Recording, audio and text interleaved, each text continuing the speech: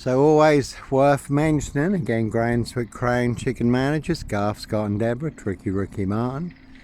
Real cutting room jigsaw traps, only get your throat slit like a chicken's neck.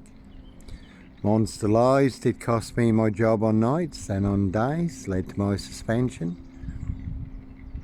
15-day bogus investigation, I had no say in, and then my immediate dismissal and not one word in writing. And I was a Cranswick bacon butcher in hell who did kidnap, abduct, rape, butcher and murder Libby Squire, the young UEA student.